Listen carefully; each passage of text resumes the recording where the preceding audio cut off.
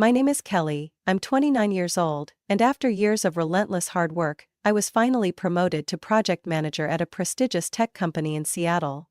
This was a major milestone in my career, not just for the new title, but also for the significant salary increase that came with it. Once the excitement of the promotion settled, I decided to fulfill a long-held dream: buying a new car for myself. Getting good at an actual dream, why's it boring you? It's a year from now, but not just any car. It had to be something special, a reward that truly reflected all the effort I had put in. I spent weeks researching different models, comparing features, and carefully calculating costs to ensure I could afford the monthly payments without compromising my financial goals. After many late nights deliberating, I decided on the latest BMW 5 Series, a car I had quietly admired since my college days. Last Saturday, I walked into a BMW dealership, feeling a mix of excitement and nervousness. I didn't think it would pee up as I walked into the parking lot, only to see a car parked by my car. That feeling quickly faded when I saw the gleaming new cars displayed throughout the showroom. Andrew, the salesperson at the dealership, was incredibly helpful and showed no hint of condescension, something I had worried about as a woman buying a car. When Andrew led me to the BMW I had been eyeing, I couldn't contain my excitement. Sitting in the driver's seat for the first time, I felt the softness of the leather upholstery, admired the meticulous attention to detail in the interior, and heard the smooth purr of the engine when I pressed the start button. It seemed more dynamic, and I felt as though I had found somewhere real. Everything was perfect, from the way the car glided effortlessly on the test drive, to the firm grip of the steering wheel in my hands. I knew instantly that this was the car for me. After 2 hours of completing paperwork, I officially drove my dream BMW 5 Series out of the dealership. With the wind blowing through the open windows and an indescribable sense of pride filling my heart, I could hardly believe the car was really mine. For the first few days, I savored every moment with it. Every time I pulled into the parking lot at work and saw my shiny new BMW parked neatly, I couldn't help but smile. My coworkers were impressed too, and honestly, I felt proud that I had achieved this, earning every dollar myself to afford the car I had always dreamed of. Buying the car wasn't just a reward for my hard work, it was a reminder of the journey I've been on. From starting my career as an intern earning just enough to get by, to today, a project manager with a sleek BMW. I had built this life through perseverance, dedication, and determination. This accomplishment wasn't just a milestone in my career, but a motivation to keep striving for even bigger goals in the future. As I continued to walk, I felt secure, and saw that this path I had built was something I had been building a long time. That Saturday evening, I drove my new BMW to my parents' house for dinner, a family tradition we've kept up every weekend. As soon as I parked in the driveway, the porch light flicked on and my younger sister, Lisa, 22, ran outside. Still a senior in college in California, Lisa had always been the most pampered member of the family. When she saw my car, her eyes widened in amazement, and she practically shouted, "Oh my God, Kelly, did you really buy this? It's gorgeous!" She ran circles around the car, examining every detail like a child discovering their favorite toy. Mom and Dad came out shortly after. Mom looked at the car, her expression a mix of surprise, but with no hint of excitement. Dad, as usual, furrowed his brow in the way he always did before saying something disapproving. I had anticipated their reaction, but the lack of even a single compliment still stung. Inside, dinner was anything but comfortable. Lisa couldn't stop talking about my BMW, her enthusiasm uncontainable. "Kelly, you have to let me drive it. Just one round, please. My friends would freak out if they saw me behind the wheel of this," she pleaded excitedly. I smiled lightly, trying to stay calm. "Sorry, Lisa. I just bought the car and I'm not comfortable letting anyone else drive it yet." My response immediately soured her mood. "You're so selfish," she snapped, her face turning from excitement to anger. "I'm your sister. Don't you trust me?" Mom quickly jumped in, her tone laced with reproach. "Kelly, Lisa just wants to drive it for a little bit. Why are you making such a big deal? We're family. Can't you share with your sister?" Her words carried the same accusatory tone I'd heard so many times before. Dad added his voice, the familiar disappointment seeping through. "Kelly, you should think about Lisa a little. Don't you think you're being selfish? No, I. Their words left me frozen. Old memories rushed back, like a slow reel playing in my head. I remembered my teenage years, when Lisa was always prioritized, and I was constantly told to grow up and sacrifice for my sister.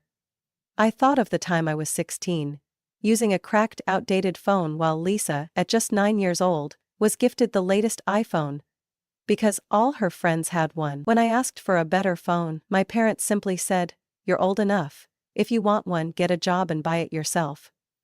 And I did. I worked part-time, saved every penny, and bought my own decent phone, while Lisa continued to get whatever she wanted without question. Bitterness from those memories surged inside me, but I forced myself to stay composed. "Mom, Dad, I worked really hard to earn this car," I said, my voice steady but firm. "I'm not comfortable letting anyone else drive it right now, and that's my decision." Lisa jumped up from her chair, her face flushed with anger. "You're the worst, you always think you're the only one that matters," she yelled before storming off, her heavy footsteps echoing through the house, followed by the loud slam of her bedroom door. I turned to Mom and Dad, hoping for a glimmer of understanding, but Mom only shook her head. "Kelly, I can't believe you're acting like this. We raised you better than that," she said, her words cutting like a knife. I stared down at my plate, suddenly losing any appetite I had left. Without another word, I stood up, cleared my plate, grabbed my car keys and walked out. No one stopped me. As I drove home, tears welled up in my eyes. I wasn't crying because I was angry at Lisa or my parents. I was crying because of the injustice that had shadowed me my entire life. This car, a symbol of everything I had worked so hard for, should have been a source of pride. But to my family, it had become just another reason to judge and criticize me. Sunday night, as I was unwinding after a long, exhausting week, my phone suddenly rang. My mom's voice on the other end was tense. "Kelly, your sister was in an accident," she said, leaving me frozen in place. My heart started racing as the worst thoughts rushed through my mind. "Is Lisa okay?" I asked, overwhelmed with worry. "She's fine, but..." Mom hesitated, her voice trailing off. "Your car is totaled." It felt like a lightning bolt struck me. "My car? Why my car? I didn't let Lisa borrow it," I shouted, a mix of anger and panic rising inside me. "Kelly, don't overreact," Mom snapped, though her voice betrayed her own tension. "Lisa just borrowed it to go out with her friends. What's done is done, what matters now is helping your sister." I couldn't say another word, my hands trembling as I hung up. The excitement of my new car quickly dissolved into anger and bitter disappointment. The next morning I went to the police station, where I learned the full story from an officer named Martinez. He explained that my BMW had been found at the side of the road, severely damaged after crashing into a streetlight. Lisa and her 3 friends had been drunk, and one of them, Katie, was seriously injured, suffering a broken collarbone and a concussion. But the worst part wasn't even that. Martinez told me Lisa had impersonated me during the arrest, claiming she was Kelly Thompson, and that the car was hers. Hearing that, I felt my blood boil. How could Lisa do this? She hadn't just stolen my car, she had dragged me into her mess. Martinez went on to explain that Lisa resisted arrest, escalating the situation further. She was now in custody, and the police needed me to clarify the ownership of the car. When I met Lisa in the holding cell, she showed no remorse. Instead, she looked at me with irritation. "Oh, you're here. Finally stepping up to take responsibility, huh?" she said sarcastically. "Responsibility?" I nearly shouted. "You stole my car, drove drunk, caused an accident, and impersonated me. And you think I'm going to take responsibility for your actions?" Lisa shrugged as if none of it was a big deal. "It's your car, so it's your problem. My friends are hurt and they're asking for money. Mom said you'd help." That statement felt like gasoline on an open flame. I turned to my parents, who were standing nearby, their faces filled with worry. "Did you really tell Lisa I'd pay for this?" I asked, my voice laced with fury. Mom avoided my gaze, but Dad finally spoke up. "Kelly, you have to understand. Lisa is young, she didn't know what she was doing. You're her older sister, can't you help her just this once? This time I couldn't hold back. Help? It's always the same. Every mistake Lisa makes is covered up, and I'm the one who has to bear the consequences. I worked hard to buy that car, and now it's destroyed because of Lisa's irresponsibility. I turned to Lisa, who had started crying, but her tears no longer softened me like they used to. I'm not paying for this, and I'm not helping you out of this mess, I said, firmly. After leaving the station, I returned to my apartment only to find it trashed. Lisa had taken the spare key from my mom, let herself in and thrown a party while I was gone. Beer bottles, cigarette butts and stains were scattered everywhere, making me feel like my personal space had been completely violated. I immediately called my landlord and had the locks changed that night. The betrayal I felt wasn't just from Lisa but also from my parents, who had enabled her behavior for so many years. From that day forward, I decided things would change. I was no longer willing to shoulder Lisa's mistakes or tolerate my parents' favoritism. Even if it meant being labeled selfish by my family, I knew I had to stand up for myself, my property, and my future. I began collecting evidence to file a lawsuit against Lisa for theft and impersonation. A necessary step to put an end to the years of injustice I had endured. After deciding to press charges against Lisa for stealing my car and breaking into my apartment, I knew my relationship with my family would never be the same. But I had no other choice. My heart was heavy with pain, but resolute with determination. This wasn't just about property or money. It was about setting a final boundary to protect myself. The day after filing the lawsuit, my parents flooded my phone with calls and messages, trying to convince me to withdraw the case. The same tired arguments echoed once again. Kelly, you can't do this to your family. Lisa's just a kid, she didn't mean it. And, do you really want to tear the family apart over a car? I had heard it all before. Every call and every message only solidified my realization that they would never change. I was always expected to shoulder Lisa's mistakes, no matter the cost to me.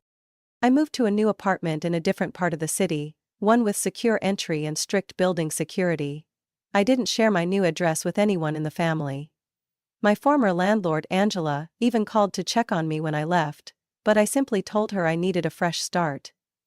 In my new space, I felt safer, though the anxiety lingered, like a shadow in the back of my mind. During this time, I hired an attorney to represent me. They helped me compile a thorough case, from security footage showing Lisa entering my apartment without permission, to witness statements about the car accident and her impersonation of me, to the police. Everything was meticulously prepared, and for the first time, I felt like I was reclaiming control over my life. Meanwhile, my family descended into chaos. My parents borrowed money from relatives to cover Lisa's bail and dealt with a lawsuit from Katie's family over the injuries she sustained in the accident. As things spiraled, they turned to social media to criticize me openly. My mom posted things like, "It breaks my heart to see a family torn apart by a selfish child," and hinted that I was the reason Lisa was in trouble. Her posts quickly gained traction, drawing comments from relatives and family friends. I received countless messages accusing me of abandoning my sister and breaking the family apart. I didn't respond to any of the accusations. Instead, I focused on my work and my well-being. At my job, I was fortunate to have the support of my colleagues and boss. They encouraged me to talk about my struggles, which helped me realize I wasn't as alone as I'd felt. I saw that relationships built on respect and sincerity could exist outside my family. Eventually, the court date arrived. Lisa and my parents showed up, but they didn't so much as glance in my direction. Lisa tried to argue that her actions were just a momentary lapse in judgment, but the evidence was undeniable. The court found her guilty of breaking and entering, theft, and impersonation, holding her financially responsible for the damages she caused. While it couldn't undo what had been done, I felt a weight lift, knowing that justice had been served. After the trial, the calls and messages from my family stopped entirely. My parents seemed to have made the decision to cut ties, and Lisa disappeared from my life. Part of me ached at the loss of my family, but another part felt like a massive burden had finally been lifted. I understood that sometimes, to find peace, you have to accept certain losses. My new life slowly began to stabilize. I focused on taking care of myself, learning to let go of past wounds, and looking ahead to the future. Even though I had lost my car, I realized that the freedom and self-respect I had gained were far more valuable. In my new apartment, I finally found something I had always longed for but never experienced within my family: peace. After the trial ended, the consequences of Lisa's reckless actions became more apparent than ever. Lisa's university sent an official notice. She had been expelled for severe violations of the Student Conduct Code. Driving under the influence, causing an accident, and resisting arrest had gone far beyond what the school could tolerate.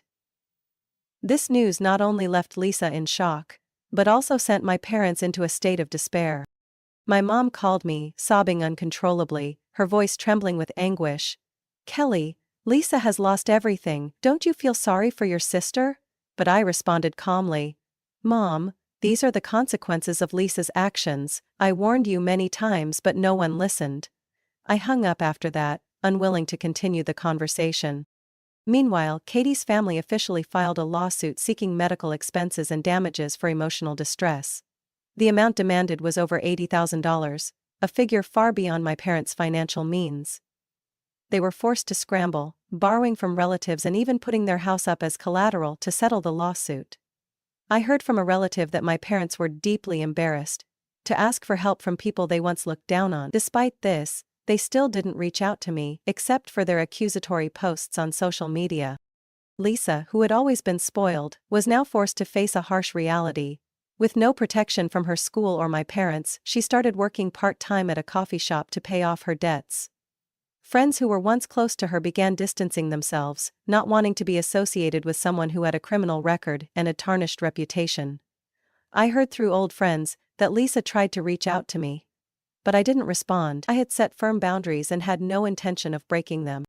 Although I no longer had direct contact with my family, news about them still reached me through relatives and mutual acquaintances. Extended family members began distancing themselves from my parents, who had lost their credibility due to their blind defense of Lisa. My parents, who once took pride in their perfect family, were now isolated within their own community. They no longer hosted the grand family gatherings they used to, and the image of a happy family they had always flaunted had completely crumbled. The hardest part for me was learning to let go of the resentment. There were nights when I would wake up feeling angry, replaying my mom's words in my head. "Family comes first, Kelly, you can't turn your back on your sister." But I reminded myself that protecting myself wasn't selfish, it was necessary. I had spent my whole life sacrificing for my family, only to realize they never truly appreciated me. Instead of dwelling on the past, I focused on rebuilding my life. I joined a yoga class to reduce stress and connect with new people. My career also flourished, and I began taking on bigger projects. A year after the incident, I had saved enough money to buy a new car, and not long after that, I purchased a modern apartment. Not to show off, but to prove to myself that I could stand strong and move forward. Over time I realized I had finally escaped the shadow of my family. Their troubles no longer affected me. My parents and Lisa could continue blaming me, but it no longer weighed on my mind. I had chosen my own path, one free of manipulation, pain, and injustice. And that was the freedom I had been searching for all along. After moving into my new apartment, with its modern security system, it felt like I had officially closed an old chapter of my life and begun a fresh start. For the first time in years, I truly experienced peace. No more late-night phone calls, no more guilt-ridden messages from my family, and no more passive-aggressive posts on social media. My new space wasn't just a place to live, it was a sanctuary, where I could rebuild myself. A place I could finally call home, in every sense of the word. I started my days in the bright, sunlit apartment, with rays streaming through the large windows, illuminating the cozy yet minimalist living room. Every corner of the apartment bore my personal touch, from the little cactus pots on my desk to the landscape painting I hung on the wall. Creating this space was more than just decorating, it was a form of healing. Each item I chose reminded me that I was living for myself now, not for anyone else's expectations or demands. As I built my new life, I also learned to take better care of myself. Instead of letting work consume all my time, I started spending weekend mornings strolling through a nearby park, breathing in the fresh air and relishing the calm. I signed up for a cooking class on Wednesday evenings, where I met new friends who were also on their own journeys of self-discovery and rebuilding. The beauty of these friendships was that none of them knew about my past. To them, I was just Kelly, a 29-year-old woman who loved life and was eager to try new things. Still, old memories sometimes resurfaced, especially during the holidays. I vividly remembered the warm and lively Christmas dinners with my family before everything fell apart. But instead of letting those memories sadden me, I decided to create new traditions for myself. That Christmas, I cooked a small dinner and invited a few close friends over. We laughed, shared stories, and enjoyed each other's company. And I realized that family doesn't have to be defined by blood. Sometimes family is made up of the people who genuinely value you and want to see you happy. My career also continued to thrive. After the challenges and losses caused by Lisa's actions, I poured all my energy into my projects. My professionalism and dedication didn't go unnoticed, and I was promoted to a senior management position, a milestone I never thought I'd achieve so quickly.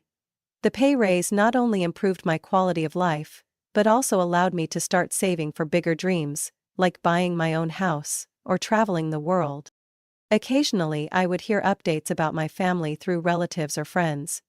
My parents were reportedly still struggling with debt, and Lisa had moved back in with them, taking on odd jobs to make ends meet. These updates no longer made me feel sad or angry. I had learned to let go, because I knew I was no longer responsible for their mistakes. Rebuilding my life wasn't always easy. There were days when I felt lonely, and moments when I questioned whether I had made the right choices. But whenever I looked around at my quiet, orderly apartment, I smiled. This was a space I had created, free of control, judgment, or conflict. It was where I felt free to be myself. Looking back now, I see that the pain and hurt from my family taught me an important lesson. Sometimes, to find happiness, you have to be brave enough to let go of what hurts you, even if it's your own family. I don't know what the future holds, but I'm confident I'm on the right path. A path I've chosen for myself, guided by hope and self-respect. Looking back on my journey, Kelly, realize that while I've lost many things, the most valuable gain has been the freedom and control over my own life. The BMW, a symbol of my hard work and success, is gone.